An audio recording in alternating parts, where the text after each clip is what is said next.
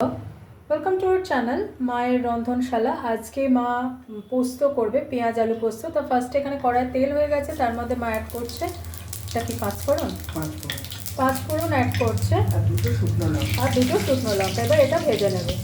ফোড়নো থেকে খুব সুন্দর স্মেল বেরোচ্ছে। এরপর মা দিয়ে দিচ্ছে পেঁয়াজ কুচি। আচ্ছা, আমি এখানে বলে নিই, এক একজন পোস্ত এক এক রকমভাবে করেন। আমার মা বাড়িতে যেভাবে পোস্ত করেন সেটাই তুলে ধরছি আমরা। প্লিজ আমাদের পাশে থাকবেন, আমাকে আর মাকে আশীর্বাদ করবেন। এবার মা একটু ভেজে নেবে। পেঁয়াজটা দেখুন লাল লাল করে ভাজা হয়ে গেছে। এরপরে মায়ের মধ্যে অ্যাড করছে কাঁচা লঙ্কা কুচি। মা দিয়ে দিচ্ছে আলু।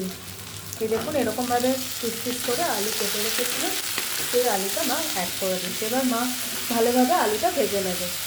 আচ্ছা দেখুন, এই আলুগুলো মা ভেজে নেবে, কিন্তু একটা কথা, মা কিন্তু এক ফোঁটা জল না দিয়ে ভাজবে। তো জল ছাড়া আলুটা মা ভেজে নেবে। এরপর মা লিড দিয়ে দেবে।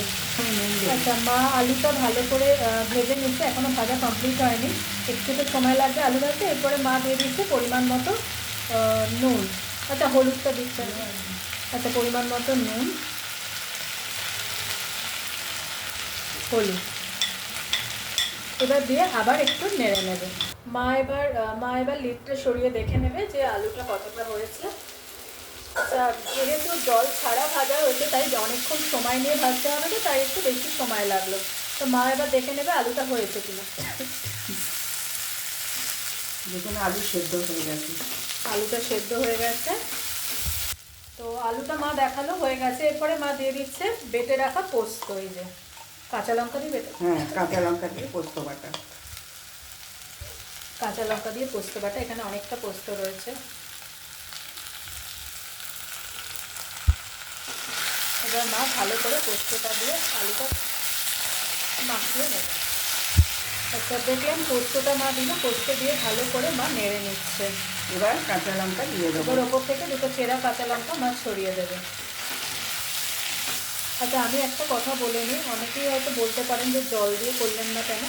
আমাদের কিন্তু বাড়িতে যে পোস্ত করা হয় না, কোনোদিনও জল দিয়ে করা হয় না। অনেকে জল দিয়ে করেন, সেদ্ধ করে আলুটাকে সেদ্ধ করে না, কিন্তু আমাদের বরাবরই ভেজে তার মধ্যে পোস্ত দিয়ে করা হয়। জলটার ইউজটা পোস্ততে করা হয় না।